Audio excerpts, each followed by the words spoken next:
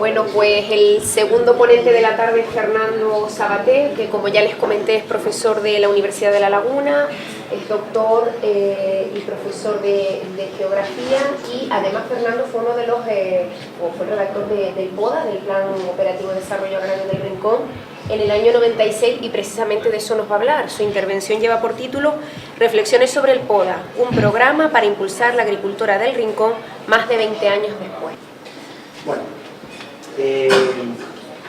nada, agradecido a la coordinadora del Rincón por su invitación. Y yo, mi vínculo con el Rincón vino porque, con el tema del cual voy a hablar, con el programa operativo, porque desde principios de los años 90 pues, tenemos una relación de colaboración, de amistad con el colectivo que ya entonces estaba muy activo de la coordinadora. Entonces, cuando se hizo el plan especial del Rincón, participamos, colaboramos en la elaboración de alegaciones, y algunas de esas alegaciones tenían que ver con cuestiones relacionadas con la agricultura, y en un momento determinado el equipo redactor que estaba haciendo en aquel momento el plan especial del Rincón consideró que en una segunda fase, de que era el avance, era conveniente tener un documento específico dedicado a la agricultura, al programa operativo de desarrollo agrario. Entonces se dirigieron al departamento de geografía y montamos un equipo para coordinar con geógrafos y geógrafas del departamento, incluía algunas personas becarias que habían acabado pronto y casi todo el profesorado del área de análisis regional. Y luego también trabajamos estrechamente con un equipo de agrónomos, con el cual desde entonces pues, mantenemos una relación de camaradería y amistad con los amigos Alfonso Cabrera y Carlos Noguerones, ¿no? Bueno, Alfonso está por ahí por el mundo, luego viene por aquí y nos seguimos viendo. Fue una experiencia interesante, ¿no? Pero antes de hablar de una cosa que se desarrolló a lo largo del año 1995, hace ya 23 años, como pasa el tiempo, déjenme situar alguna reflexión previa, ¿no? Hay un montón de diagnósticos, un montón de informes, siempre los ha habido, siguen produciéndose sobre la situación del campo en Canarias. Me ha llamado la atención un artículo de prensa que ha tenido mucha circulación en estos últimos días, estas últimas semanas, ¿no? Que apareció en el Canarias Ahora, la radiografía de la agricultura en Canarias, una actividad en peligro de extinción, ¿no? Donde el periodista tuvo la habilidad de sintetizar en pocos párrafos cuál es verdaderamente la situación, también porque seguramente encontró unos interlocutores muy buenos, identificó a algunos de los líderes de las principales organizaciones agrarias del archipiélago, a la gente de POAC, a la gente de ASAGA, a la gente de PALCA, que es una plataforma agraria de La Palma, cada una con sus visiones complementarias, diferentes y tal. Entonces, bueno, pues algunos datos, por ejemplo, de las 130.000, ya decía Arsenio, de las 130.000 hectáreas que se calcula que existen, que alguna vez, bueno, que son susceptibles de ser cultivadas en Canarias, solamente tenemos unas 40.000, ¿no? 24%. ¿no? Y aquí tienes un poco la situación por islas. Tenerife no es de las peor que está, pero bueno, en cualquier caso hay un nivel de abandono. O sea, Tenerife tiene el 46% de la superficie agraria del archipiélago, pero un 54% en situación de abandono.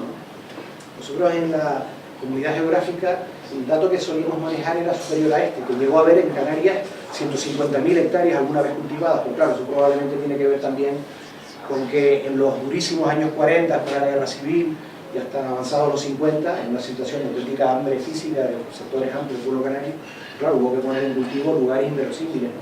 Que esperemos que más nunca haya que volver a utilizar, porque eso indicaría que estamos en una situación muy mala. En cualquier caso, 130.000 hectáreas no va bien cosa.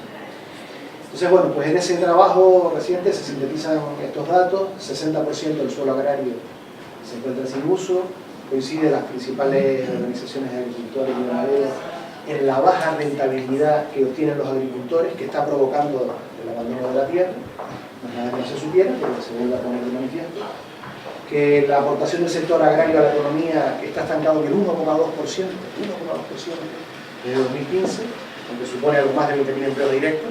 Habría que echar mano también del dato de los empleos indirectos, que serían bastantes, y que las subvenciones son vitales para el sector agrario. Una parte del sector agrario se sostiene fundamentalmente gracias a la existencia de subvenciones, pero que lo que están contribuyendo es a mantener ahí blindado, ¿no? Esas ayudas institucionales. Traigo incluso frases textuales, ¿no? Costes inasumibles del agua, dificultades de mecanización y hasta de acceso a algunos terrenos de medianía, nada que no se supiera, pero que sí estamos ahí. El precio lo pone el que compra el producto, incertidumbre de no saber cómo vas a cobrar el trabajo que estás haciendo, el productor no cubre sus costos de producción. Luego dice también, aunque es mayor la que se pierde, también se recupera alguna superficie agraria gracias a iniciativas institucionales para el tesoro de jóvenes agricultores. Por ahí está el dato que el año pasado, 2017, el programa de relevo generacional del Gobierno de Canarias facilitó la creación de 250 empresas agrarias a cargo de jóvenes menores de 40 años. O sea, adolescentes, pero menos de 40 años. No suple lo más de que se pierde de más, pero también es verdad que hay tendencias contradictorias en el desarrollo del sector. Esos jóvenes en general tienen grandes problemas para conseguir tierra arrendada, que no van a poder comprar, ¿no? Una entrada a precios razonables, dificultad para la entrada al sector. Sin embargo, otra tendencia positiva dentro del panorama difícil, ¿no? Pues que ha aumentado los niveles de autoabastecimiento en algunos subsectores como las verduras, hortalizas. Pero bueno, van a medida también gracias a ayudas, pero claro, las ayudas tienen límites. En 30 años, dice otro, esto es una frase textual, los productores locales no hemos sabido unirnos para fortalecernos. Entonces ha propiciado que cada vez seamos menos y más débiles. Y es una pena que no podamos tener ni un 20% de soberanía alimentaria. Un repaso así periodístico, pero de lo que tenemos ahora mismo. Vámonos a 1995, fue el año en que realizamos ese trabajo. El Programa Operativo de Desarrollo Agrario del Rincón surgió porque, primero que nada, no sé si está de más volverlo a recordar, en Canarias había habido desde los años 60 movimientos ciudadanos, al principio pequeños, luego fueron mayores, ¿no? En defensa de espacios naturales, en espacios donde la transformación humana había sido menor, ¿no? Pero el Rincón tiene el mérito de ser el primer lugar del archipiélago canario donde se constituye un movimiento ciudadano para defender un espacio agrario, no natural, frente a un proyecto de urbanización que se contemplaba en aquel momento. Por otro lado, y eso seguramente lo explica, la principal superficie agrícola continua que había sobrevivido a toda esa enorme transformación que sufrió la costa del Valle de la Rotava. En el contexto de aquel segundo boom turístico que vivimos entre 1985 y el 89, el primero fue del 60 al 73, el paró. En el 85-89 tuvimos otro momento de calentamiento de la economía internacional que tuvo efectos en Canarias. Canarias siempre está muy conectada a los movimientos internacionales de capital. Y luego lo tercero, y por ahora último, aunque ya la contenedera está otra vez acelerándose, pues lo tuvimos desde finales de los 90 hasta el vistazo de la burbuja inmobiliaria en 2007.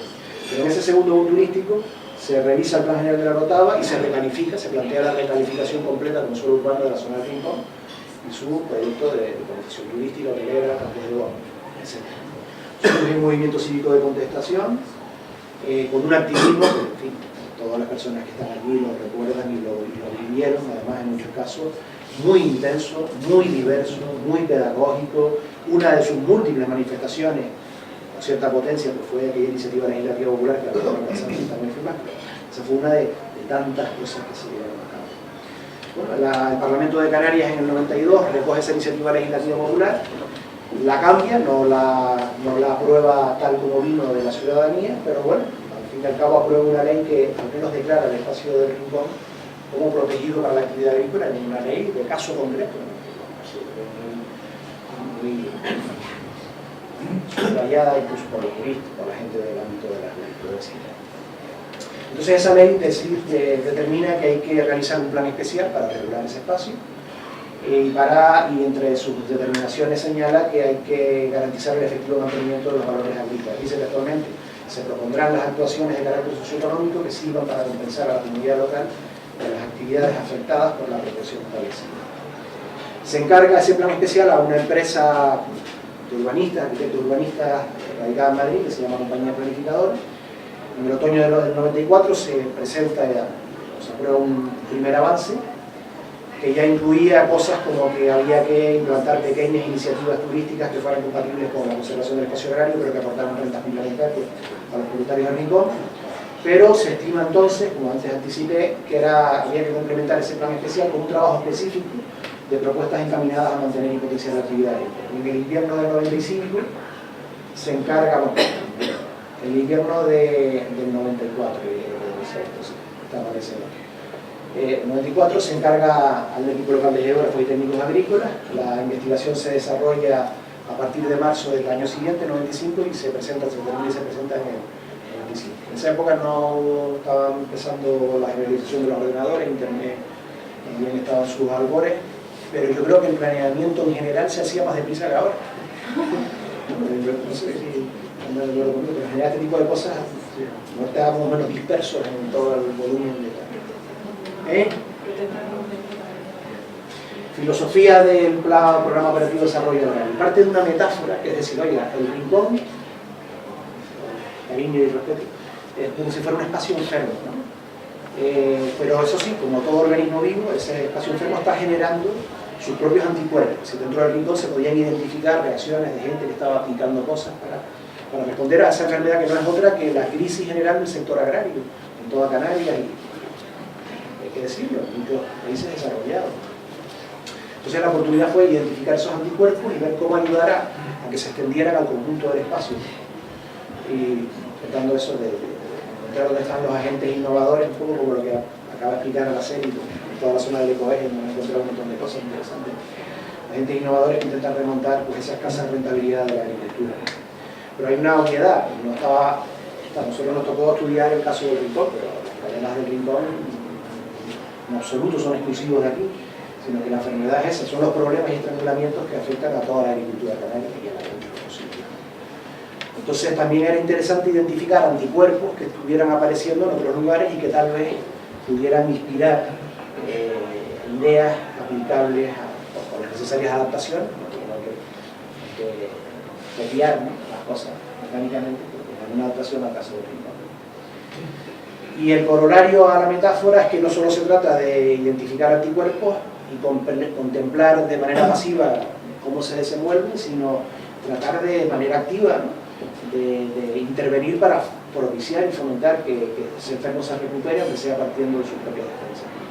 Por tanto, la metodología consistió en una intensa labor de campo, de pateo, recorrido, cartografía, que luego se cargó en un sistema de información geográfica, la identificación de experiencias interesantes, primero dentro del rincón, pero también fuera, la escucha atenta a muchas personas, en total el listado final de agradecimientos creo que aparecieron como 100 personas, un trabajo relativamente pequeño, ¿no?, pero como 100 personas de la más variada condición, que incluye desde medianeros de fincas al alcalde de La Lotada, el señor San Valencia, donde tuvimos algunas conversaciones interesantes, pasando por toda gente, desde zona agraria, vendedores de fitosanitarios, jóvenes,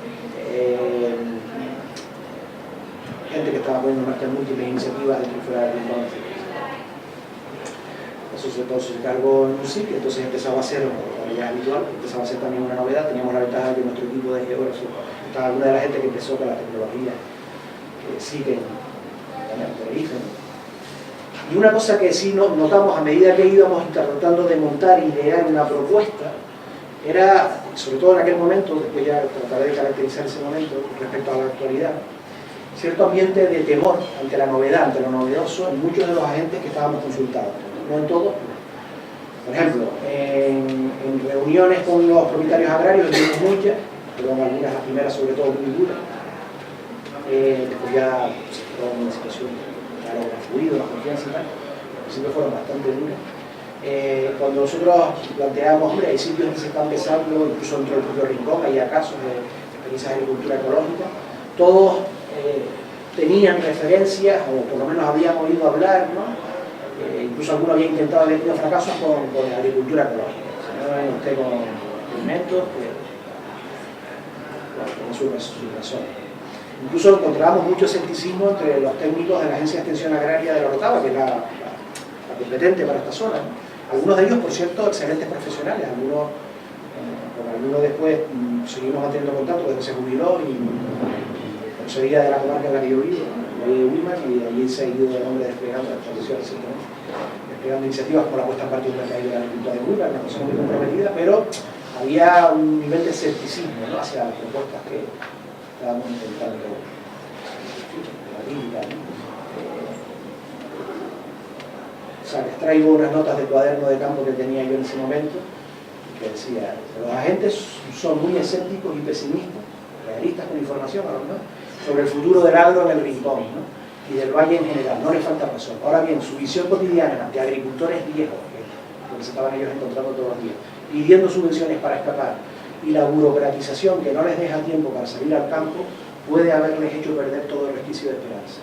debemos en cualquier caso seguir consultándoles y teniéndoles en cuenta en el futuro. Esto de la burocratización, que era ya muy evidente en los años 90, creo que ha sido otro de los males que no ha hecho sino, aquí veo algunas personas que trabajan en la administración, no ha hecho sino a presentarse. Todavía me decía un compañero, agente de extensión agraria, que todavía le quedaba bastantes años para jubilarse, que tiraba la toalla y se dedicaba a los asuntos. Qué maravilla. Bueno, al final, entonces, ¿qué problemas estructurales más relevantes encontramos en el Rincón y en otros muchos lugares? Son los problemas estructurales relevantes del campo. Una sustancial reducción y envejecimiento de las personas activas del sector, un enorme coste creciente de todos los insumos, abonos, productos fitosanitarios, el agua, costes salariales, que en general sube su precio más rápido y en más cantidad que el precio final de venta de los productos agrarios, una fragmentación de la propiedad por sucesivas particiones hereditarias que llegan en algunos casos que las unidades de explotación tienden a ser inviables, una parte de los propietarios que no son agricultores a tiempo completo. Hombre, ser agricultor a tiempo parcial también tiene sus ventajas y su interés, pero claro, el nivel de capacidad de inversión que se va a adoptar cuando uno se dedica a una cosa que no se semana, pues no es lo mismo que los agricultores a tiempo completo. Por supuesto, estaban muy presentes entonces, y quizás han seguido estándolo luego, pero yo creo que se han desvanecido un poco. Yo creo que eso entiendo que ya se ha terminado por consolidar, tengo la impresión que ustedes me dirán a mí, la idea de que la ley del Rincón vino a la pero en aquel momento todavía estaban muy presentes las expectativas de cambio hacia otros usos del suelo, la administración turística, los campos de golf. Ya la gente lo tenía ahí y decía, lo hicieron aquí, pero igual no se consolida y puedo vender esto como suelo urbano, ¿no? La consecuencia de todo eso es una pérdida de rentabilidad que comprometía la continuidad del cultivo. En ese año ya casi el 15% de la superficie agrícola se encontraba abandonada. En este caso no es un porcentaje muy alto si lo comparamos con los porcentajes de abandono que tenemos. Llevado esto a un esquema, que no voy a explicar en detalle, pero múltiples cosas que identificamos, ¿no? Unas ya las hemos dicho: eficiente asesoramiento técnico, algunos propietarios agricultores, los trabajadores pocos y cada vez mayores en edad, competencia con otros sectores más rentables por la mano de obra, pérdida de agua en las redes de transporte, que a veces tiene su coste, te da menos agua, lo pagas por una cantidad, el alto coste de fertilizantes fitosanitarios, problemas que lleva aparejado el monocultivo intensivo, el cultivo no ha sido opción con otra actualidad, el cultivo principal es protener, el monocultivo intensivo, y eso es lo que tenemos en todo el suelo, mal estado de algunos caminos agrícolas, pozos negros que contaminan el acuífero, algunos ámbitos desfavorables para la platanera, para la pendiente, el suelo, el efecto de la marecía en el sector litoral, la zona que colinda con la autopista tiene una pendiente grandísima, estaciones demasiado pequeñas, progresiva fragmentación con la digna por particiones hereditarias. Pero todas esas cosas, un esquema, como siempre los esquemas son análisis intelectuales que hacemos para intentar entender la realidad, pero la realidad se cree más compleja y sobre todo está más interrelacionada, ¿no? Pues todas esas cosas se unen para llevar a deficiencias técnicas en las explotaciones, o que haya una muy baja rentabilidad, que a su vez lleva a que sigan siendo cada vez los trabajadores pocos y mayores, porque los jóvenes no ven ahí posibilidades de futuro y ya que siga habiendo tal expectativas a que se acelere ante la baja rentabilidad. Si oiga, pues si esto yo lo vendo y es un problema y tengo un ingreso extra extraordinario, no se realizan inversiones productivas y al final lo que estábamos viendo es que estábamos en un conjunto de círculos viciosos, de cadenas que llevaban a un proceso de deterioro lento, pero evidente de la zona. Este cuadro lo planteo aquí porque luego veremos cómo intentar relacionar esto con algunas alternativas. Un trabajo muy interesante que hizo uno de los compañeros del equipo, yo creo que muy meritorio, y gracias a que se estableció una comunicación muy buena con una explotación que podía ser considerada como representativa, ¿no? Y que no tuvo, para que esto nunca se lo agradecemos bastante, ¿no? Tuvo la habilidad de facilitarnos las cuentas de la explotación. Entonces, bueno, pues, ¿cuáles eran los costes? Tanto la PC, que era lo que se manejaba hasta el principio del 2000. Bueno, pues esto es lo que costaba los diferentes costes, ¿no? Los insumos, agua, estiércol, abonos sintéticos, orgánicos y sintéticos, fitosanitarios, otros materiales de energía, y el porcentaje que representa. Y luego todo lo que tiene que ver con capital humano, fundamentalmente los salarios de los trabajadores de la finca, los costes de seguridad social, los seguros de accidentes, y en algún caso la contratación de asesoramiento técnico externo. Al final te salía, si esto lo repercutimos a cuánto cuesta producir 1 kilo de plátanos en el Rincón en el año 95, nos sale que costaba de media 63,74 pesetas. Claro, esa cifra. Estamos hablando del plátano porque debido a que seguía siendo el principal cultivo. El precio medio al que se había pagado el año anterior era 40,69. Evidentemente el cultivo no tenía rentabilidad ninguna. O si la llegó a tener, o si la tenía era porque, vamos, afortunadamente el año anterior se había establecido la Organización Común de Mercado del Plátano, la OCM, que se ha mantenido con diferentes denominaciones hasta la actualidad, ahora es la OCM, que bueno, se consideró que como una de las consecuencias de la entrada de Canarias en la política agrícola común, pero también de que ya se perdía la reserva peninsular del plátano, íbamos a entrar en competencia con los países latinoamericanos y con las producciones de plataneras de otros lugares del mundo, había que la Unión Europea iba a compensar la pérdida de renta de los plataneros canarios. Entonces la ayuda, pues ese año anterior, que no servía de referencia, había ascendido a 37,89 pesetas. Entonces al final los cosecheros recibían 78.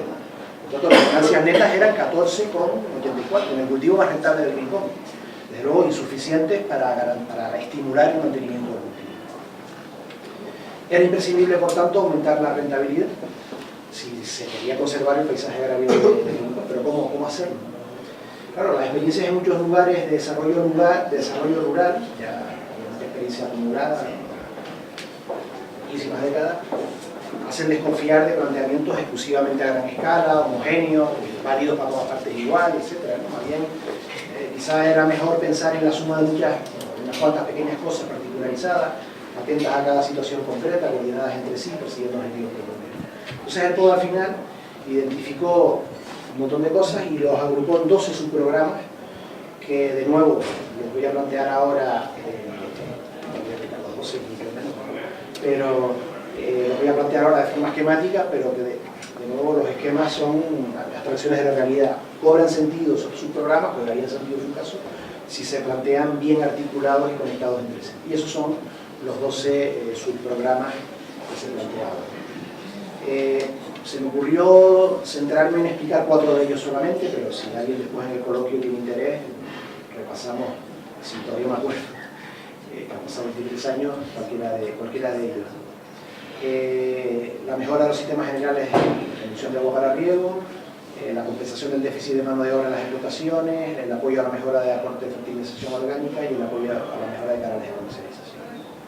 Déjenme decir solo una cosa, en aquel momento, por la información que suministraba gente del sector vitivinícola, decía, hombre, la zona costera del Rincón, la más afectada por la marecía y tal, puede tener mucho interés apoyar la ocupación de la malvasía, incluso la perspectiva de implantar una bodega local para vinos y licores singulares. No tuvo mucho que ver con el PODA, porque el PODA quedó paralizado como el resto del plan especial, pero es verdad que ahora tenemos una de las principales explotaciones de malvasía de la isla, la finca de la Conga, y tiene ahí una producción de vinos muy interesante de mesa. Bueno, entonces, viendo esos 4, mejora de los sistemas generales de conducción de agua para riego. En realidad se trataba de replicar en esta zona que la sociedad canaria, el Parlamento tomó la decisión de que siguiera siendo agraria, por lo que se estaba haciendo en otros lugares del archipiélago, ¿no? Como el Valle de Aridane, como la zona de las Galletas, como incluso más tarde, ¿no? Se hizo en las medianías de la Rotava, o sitios incluso pequeñitos de La Gomera, como el Valle de Taburuche o todo Valle del Rey. La administración puso en marcha sistemas de riego entubado a presión que permitía pasar del sistema tradicional de las dulas, la obligación de que todo el mundo tuviera tanque, que te tocara horas de riego a cualquier hora del día o de la noche y la incomodidad que eso representaba, a un sistema entubado con un contador en la puerta de la finca, bueno, que garantizara que tú pagaras exclusivamente por los litros de agua, por las pipas de agua que consumieras, ¿no? Evitando además las mermas de canales abiertos, etc. Existía en aquellos momentos, estamos en el 95, había un programa que, igual que ahora todos los programas son 2030, ¿no? En aquel momento estábamos bajo el efecto del año 2000, había un programa de la Consejería de Agricultura que se llamaba PRECAN 2000, Dirección General de Estructuras Agrarias, que contemplaba incluso para este sector de la costa oriental del Valle de Orotava una iniciativa semejante, facilitando su implementación. Se planteó en aquel momento que el embalse de cabecera podía ser la Charca Los Hermanos, que estaba en desuso y sigue estando, y que bueno, con su localización sería reutilizar, recuperar, que es de propiedad privada, habría que comprarla por la administración o llegar a algún acuerdo con los propietarios, y que ese podía ser el embalse de cabecera para tanto el rincón como en un sistema de riego que se extendiera más allá del Barranco de la Arena, en la parte similar al rincón que pertenece al puerto de la Arena. En su programa de compensación del déficit de mano de obra de las explotaciones agrícolas, observamos que por aquellos años el Ayuntamiento de Tacoronte, el municipio de Tacoronte, que era un momento de mucho dinamismo, venía de toda la fase de expansión vitivinícola, constitución de la bodega comarcal, de la primera denominación de origen, Tacoronte Centejo y tal. Una de las cosas que se habían impulsado en el Ayuntamiento de Tacoronte, que tenía una política muy activa de desarrollo local, es favorecer la creación de una cooperativa de jóvenes, primero una formación. Según voy hablando, voy viendo cosas similares a lo de Conés, ¿no? Se había propiciado la formación de un grupo de jóvenes, creo que a través de una escuela-taller,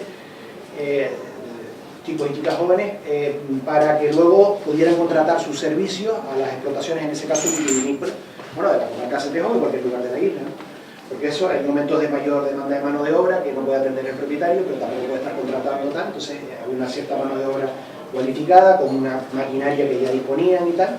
Bueno, esto no se podría replicar de algún modo para el sector platanero u otros de la zona del Rincón, ¿no? Y en ese sentido, tuvimos conversaciones con la Agencia de Desarrollo Local del Ayuntamiento de Barrotado, que tuvo algún interés poder implementar una cosa de esta.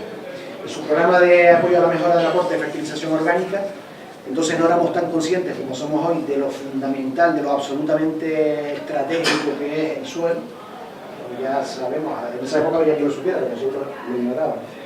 Que más que lo que hay que cultivar fundamentalmente es el suelo y después ya viene todo lo demás por añadidura. Pero bueno, el apoyo a la mejora de la fertilización orgánica, pensamos en la posibilidad de dotar una planta de compostaje de residuos vegetales y orgánicos, aunque solo fuera del propio rincón, ya había una gran cantidad de materiales de poda, de los árboles que gestiona el ayuntamiento, de los chalés, de tal, y los restos de cosecha, ¿no? Para obtener compost utilizable en general, pero que además tuviera validez en la agricultura ecológica. Intentar incentivar en aquel momento la recuperación de fórmulas tradicionales muy conocidas en todo el norte de Tenerife, como asociar los de cerro a la platanera, o en algunos casos en aquel momento se estaba empezando a extender la introducción del vino perigüeño, una fuente de fertilización orgánica a las fincas de platanera, y en general abaratar y garantizar que hubiera un buen aporte de fertilización orgánica para una agricultura de calidad con la conservación. Y por último, son 12 el cuarto de su programa que voy a contar aquí, mejorar los canales de comercialización de productos distintos al plátano. El plátano sí que tenía ya, lo sigue teniendo y lo ha tenido desde siempre, unos canales perfectamente establecidos. Además, la verdad que el subsector platanero canario es un ejemplo de buena organización, ¿no? Por eso también ha logrado concentrar buena parte de las ayudas, ¿no? Y se quejan otros subsectores y los ganaderos de que habría que repartir más, ¿no? Pero bueno, eso estaba más o menos organizado, pero no ocurría igual con otros subsectores, ¿no? Ahí se planteó la posibilidad de ayudar a establecer líneas de suministro directo a demandantes particulares de productos ecológicos y a establecimientos singulares, ¿no? Tiendas de productos naturales, restaurantes de alta calidad dietética, hoteles de turismo de naturaleza. Todas estas son cosas que ahora están cada vez más extendidas, pero que en los años 90, cuando se planteaba, mucha gente desconfiaba, no tenía experiencia y no la veía con la claridad que la vemos hoy. Para eso se pensó en la posibilidad de implantar un pequeño centro de tipificación, transformación parcial y envasado de productos hortofrutícolas, con una presentación esmerada y singular, un logotipo de Productos del Rincón, sacarle todo ese partido a esa construcción social. Un grupo de ciudadanos y ciudadanas de la Orotava había puesto en marcha del Rincón como un sitio especial, ¿no? Un sitio singular, pues sacarle todo el partido, incluso desde el punto de vista del marketing, a eso, ¿no? Y tener quizá un punto de venta local en el Rincón, un establecimiento singular, una tiendita en días laborables, o un pequeño mercadillo en fin de semana. Al final la idea era, frente a todos estos problemas y todos estos círculos viciosos, pues construir un montón de cosas que revirtieran esas tendencias, asesoramiento técnico, actuaciones de mejorar las explotaciones adaptadas a cada caso, una empresa de servicios agrícolas para compensar la falta de mano de obra por su situación de envejecimiento, de riego, todo ese tipo de cosas, y tratar de ir poco a poco poniendo en marcha círculos virtuosos a la situación anterior. Al final, si esto lo llevamos a la tabla de antes, esto por supuesto es un cálculo estimado y que se puede discutir, pero bueno, se trató de calcular si se ponen en marcha esas 12 programas, cuánto se ahorraría de agua a cada explotación, de estiércol, de abonos, de tal, de igual, y al final pues obteníamos un posible ahorro total repercutido por kilo de plátano de 16,24 pesetas, ¿no? Pesetas con 24 céntimos. Es decir, es posible reducir en una cuarta parte los costes de producción, al menos una cuarta parte. Y si se consolidaba y se mantenía en el tiempo, como ha sucedido, la ayuda compensatoria al plátano, bueno, pues entonces podía haber, los cálculos que hacíamos es que los agricultores podían tener una renta anual neta superior a 1.450.000 pesetas, 8.715 euros de ahora por hectárea, que, bueno, si lo vendían como suelo urbano, luego ganaba mucho más, pero esto ya, aparte de inicia, ya se puede hablar de mantener el espacio agrícola. Por supuesto, eso habría que añadir las rentas complementarias que pudiera generar otras actividades de turismo rural, etcétera, que habían propuesto los arquitectos del plan especial. Y todo esto, evidentemente, había que irlo implementando de manera progresiva, por fase. Lo deseable hubiera sido hacerlo, pero hacerlo sin prisa, pero sin pausa. La idea de Fuerza General del PODA es que el Rincón es un espacio atractivo por razones físicas, pero también sociales. La comunidad reconoció que hay que regarlo a las generaciones venideras, que tiene un posicionamiento medioambiental muy fuerte, en un contexto de creciente valoración de la naturaleza, que no ha hecho más que acrecentarse de entonces para acá, donde cada vez se valoran más los alimentos sanos, ecológicos, o por lo menos con menos fitosanitarios, con menos aditivos. Era una oportunidad para tener una agricultura respetuosa con los procesos ecológicos esenciales, que gestionara mejor el agua, que reutilizara los residuos urbanos de materia orgánica para convertirlos en abono, que funcionara como un espacio unitario y articulado y que gestionara con sensatez ciclos de materia orgánica. Bueno, algunas reflexiones finales de ese documento. Diríamos ahí, debemos evitar en todo caso cualquier planteamiento ingenuo triunfalista respecto al futuro de la zona y recordar que todos los problemas del Rincón no se resuelven desde el Rincón. Mantener el plátano canario y su paisaje depende directamente de esa ayuda compensatoria y otros mecanismos proteccionistas que vienen de la Unión Europea, vienen de Bruselas. La supervivencia de una ganadería local que aporte, entre otras muchas cosas, el estiércol que se necesita, pues tiene también mucho que ver con las políticas de la Unión Europea y con todo lo que ha venido después relacionado con el REA, etcétera, etcétera. Por eso, en realidad, dijo alguien hace mucho, el Rincón es una excusa para debates más amplios.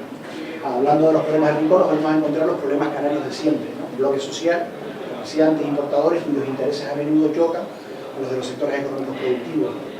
Salvar el Rincón tendría que ver con hacer un plan especial, con hacer un PODA, pero también con el marco de relaciones sociales e institucionales, con el equilibrio de fuerza y de poder, en definitiva, de los distintos grupos sociales de la sociedad canaria, en cada momento seamos capaces de establecer. Pero eso ya es otra historia, como decíamos, acabamos el documento del PODA, o es la misma. Bueno, para terminar ya, regresando al presente, ¿no? 23 años después. La agricultura, en realidad, en el año 95 estaba en una fase de un declive de larga data, ¿no? En Canarias había sido el 70%, no, perdón, en el conjunto del Estado español, en 1900, casi todo el mundo trabajaba en el campo, el 70% de la población activa, ¿no? En 1950 era la mitad de todas las personas de España, en el 80 solo un 19%, en el 2013 un escuálido 4,3%. La renta agraria, que es más importante a lo mejor que el número de personas, también ha retrocedido en términos generales. En la última década, según los cálculos de COA tiene un aparato de análisis económico, estadístico y tal, yo creo que potente, y gente muy cualificada, calcula que la renta agraria ha caído un 23%.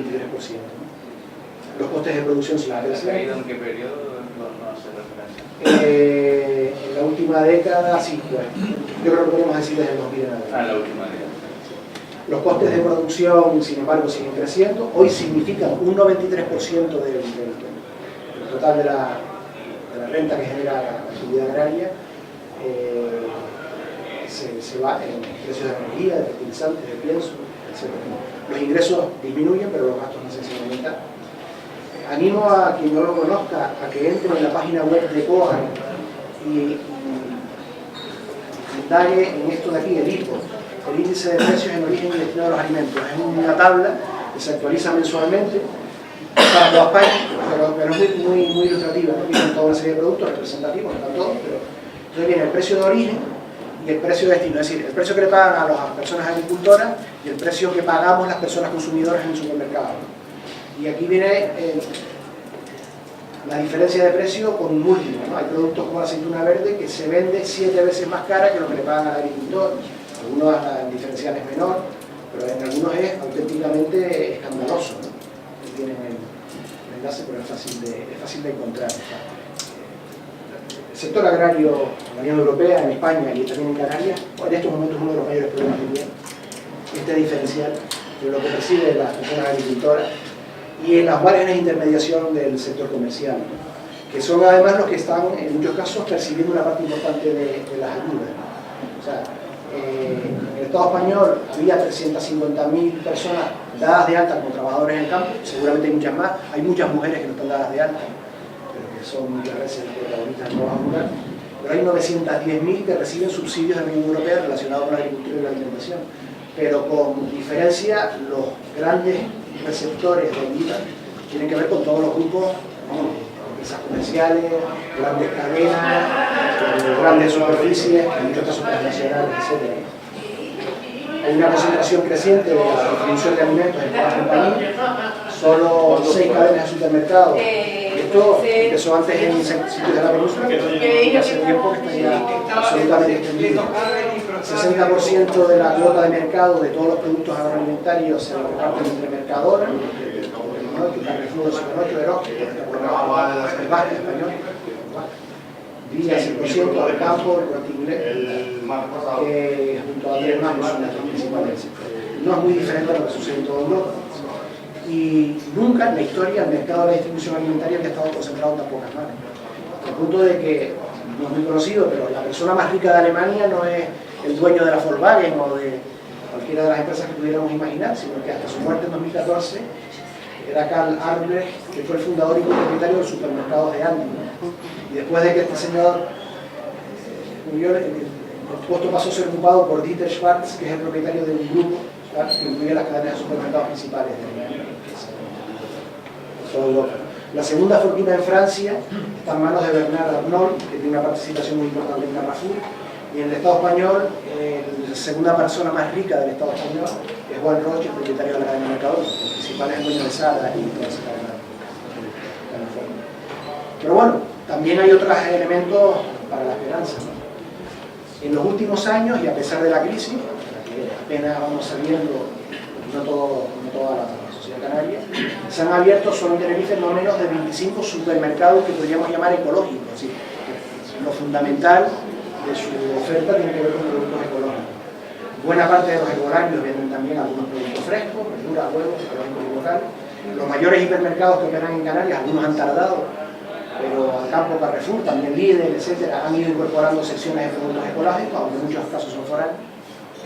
La cadena Hiperdino, que es una cadena de origen canario, Gran Canario, que después pasó a capital foráneo, pero que ha sido más recientemente recuperado por capital local, incorporó un amplio surtido de productos ecológicos en todos sus establecimientos. Ese año del PODA, 1995, existían solo 2 mercados del agricultor en Tenerife, uno en Tacoronte, pionero, y otro en San Isidro, incluso un gran amigo, Antonio Cabrera. Hoy existen más de 20 y su fidelidad a lo local es variable. Hay algunos mercadillos del agricultor donde pesa más Mercatenerife y otros donde pesa más la producción local, pero bueno, varios de ellos incorporan puestos de venta de productos ecológicos. Todo esto ha sido cosas recientes, ¿no? Florecen iniciativas de comercialización y relación directa, agricultores-consumidores, biocajas, compras en finca, bancos del tiempo, bancos de tierras, huertos urbanos, huertos sociales. El Ayuntamiento de Buenavista del Norte en un mandato anterior empezó a poner en marcha un sistema local de alimentación, una iniciativa que quedó realizada, esperemos que se retome a partir de 2019. Pero el programa de ecocomedores impulsado por la Consejería de Educación del Instituto Canario de Calidad Agroalimentaria, de nuevo aquí, como siempre en la vida, hay personas que son clave y que han sido impulsadas, Margarita y otra gente, incorpora a cada curso nuevos centros y es un referente a escala estatal. Yo este verano tuve oportunidad de estar vacaciones en el País Vasco y en Navarra, y bueno, asombrado de lo bien que hacen en general casi todas las cosas allí, pero tuve oportunidad de encontrarme con gente vinculada a estas cuestiones que tenían como referente en el País Vasco y en Navarra del tema de los comedores. Saben que los comedores establecen vínculos entre agricultores locales ecológicos, colegios públicos, también los privados, que tienen cocina, tienen comedores pero tienen cocina local. Entonces, bueno, pues hay un abastecimiento de productos frescos en lo posible ecológico y tal. Canarias, que estamos a la cola en casi todo, somos un referente estatal en este tema. El Ayuntamiento de Tegueste, que muchas cosas no son todo devoción de uno, y capaz está como en el área metropolitana, ¿no? Se habla de la llamada área metropolitana, pero la verdad que es un referente en el apoyo a la producción agraria local por diferentes iniciativas que han puesto en marcha. Bueno, tenía un vídeo que no voy a poner muy cortito, de 4 minutos, pero que tiene que ver con algo que seguro que por aquí habrá gente que sabe mucho más que yo de esto, pero un técnico local, Ildefonso Acosta, hizo en marcha hace algunos años una metodología de fertilización orgánica que se llama CEFE, que consiste en darle una vuelta y mejorar el aprovechamiento de toda clase de residuos orgánicos para convertirlo en un té de compost que mejora enormemente la calidad del suelo y la calidad de la producción. Los residuos de la ganadería son un importante problema medioambiental con el que intenta acabar un producto que aprovecha purines, podas o estiércol para regenerar el suelo. La comunidad científica lo ha investigado y lo avala. El modelo comenzó a funcionar en Canarias en cultivos como plátanos, papayas y mangos y ahora ha dado el salto a Andalucía en cítricos y olivares.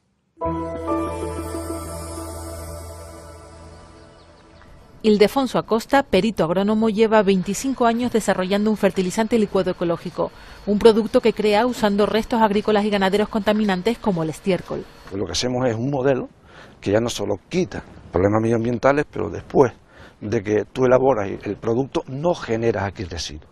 El producto está avalado científicamente y ahora mismo no tiene ni nitritos ni nitratos, no tiene metales pesados, pero tampoco tiene ningún patógeno como Escherichia coli.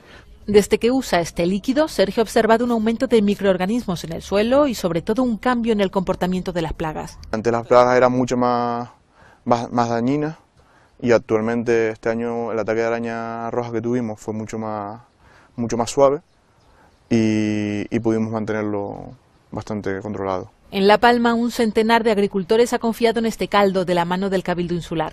Hablan de más de un 60% de ahorro en los costes de fertilización. Dicen además que no hay diferencias en la cantidad, pero sí en la calidad de la producción. Se ha comprobado, pues un plátano que tiene una mayor vida post cosecha, también tiene normalmente un mayor peso seco y otra serie de características nutricionales que lo mejoran con respecto al producto convencional. Para elaborarlo sustituyen el agua por purines de cerdo. Se añade suero de leche, melaza y el compost. Eso se introduce dentro del recipiente donde se encuentra el resto de los productos líquidos y se produce una fermentación y una maceración que dura del orden de 15-18 días con aireación, etc. Al final del proceso tenemos un fertilizante organomineral líquido que se aplica mediante sistemas de fertirrigación a la explotación, a la finca. El modelo comenzó a funcionar en Canarias en cultivos como plátanos, papayas o mangos y ha dado un salto a Andalucía con sus cítricos y olivares. Ha sido la solución con otros complementos para un huerto con una finca anexa donde vertían legalmente 50.000 litros diarios de purín. La distancia que tenían hasta la huerta nuestra y hasta nuestros naranjos eran 600 metros, con lo cual aquello se filtraba y llegaba, y bueno, aquello impresentable, o sea, aquello fue un problema, tuvimos un problema grave, porque bueno, nos quemó 200 y pico naranjos y después el tema de la huerta estuvimos sin poder producir en condiciones porque los niveles de nitrito eran muy altos.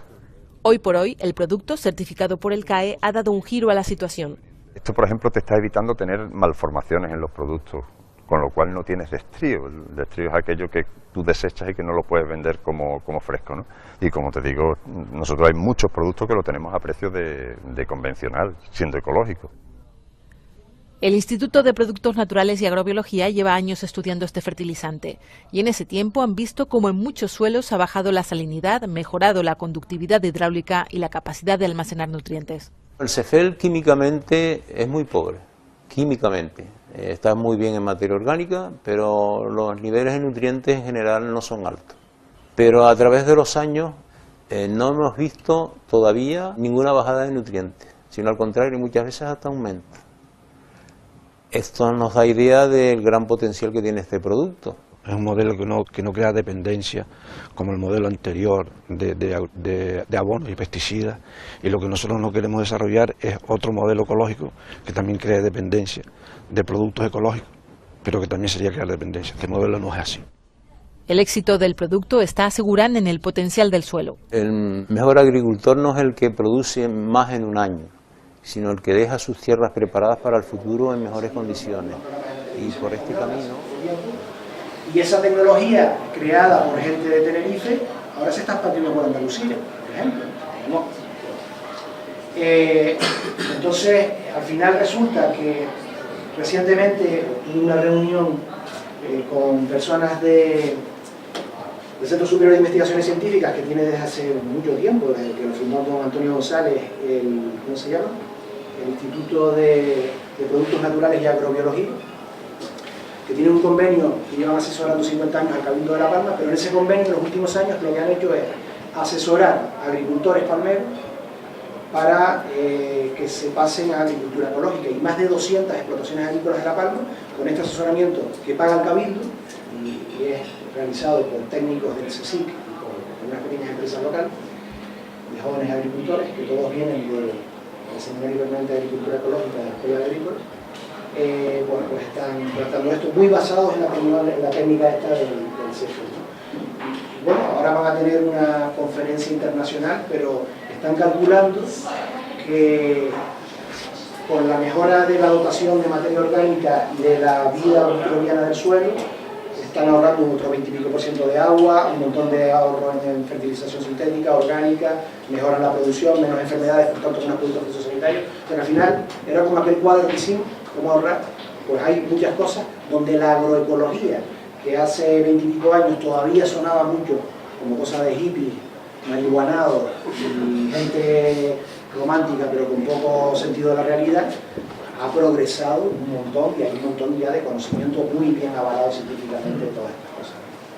Entonces, bueno, pues hay razones para seguir, y como decía Arturo Macanti, pues esa posibilidad de